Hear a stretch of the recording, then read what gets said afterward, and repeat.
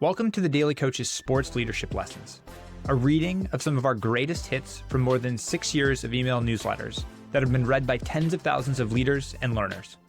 If you want our latest newsletter delivered to your inbox every day, you can subscribe for free at thedaily.coach/subscribe or follow the link in the description.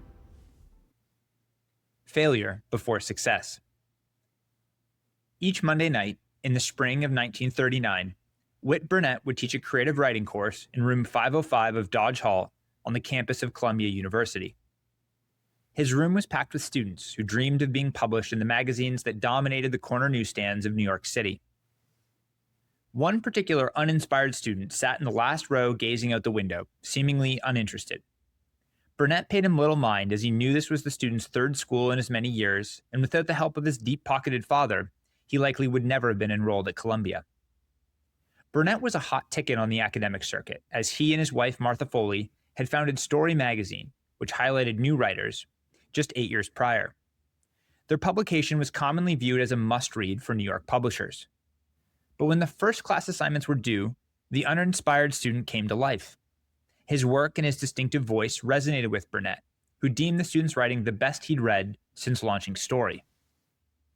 Burnett didn't react with glowing praise, though. He instead instructed the student to keep writing and fine-tuning his work. After reading 10 more outstanding pieces, Burnett told Jerome David Salinger he would publish the first he'd written for the class. Annoyed, Salinger asked why he didn't publish his work immediately, to which Burnett offered a simple but critical response. Everyone needs to understand failure before understanding success. One must comprehend the anguish and the elation that 18th century British thinker Jeremy Bentham called philosophic calculus. Bentham believed the purpose of life was the maximization of happiness and the minimization of suffering. Through our pain and disappointments come a sense of great purpose, a greater commitment to our craft, and a relentless pursuit of our dreams. Without going through this process, we can't truly find the excellence we have from within. In those 10 papers Salinger wrote after the first rejection, he discovered the teenage character, Holden Caulfield's voice. When Burnett told Salinger he was publishing his first work, he instructed him to remove Caulfield from a short story and devote an entire book to the character. 10 years later, the world would become acquainted with Holden in The Catcher in the Rye. We will all suffer the pain of defeat, the hardship of losing a job, of our teams underperforming at some point.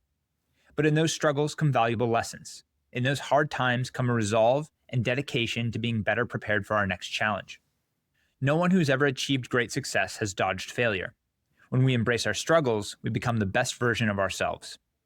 Without Burnett, there might not have been a J.D. Salinger. Without failures, we cannot succeed. Thanks for joining this episode of The Daily Coach. On behalf of Michael Lombardi, Coach George Raveling, and the entire Daily Coach team, we're grateful for your support. Remember, the most important person you will ever lead is yourself. Keep growing, keep learning, and most importantly, keep showing up.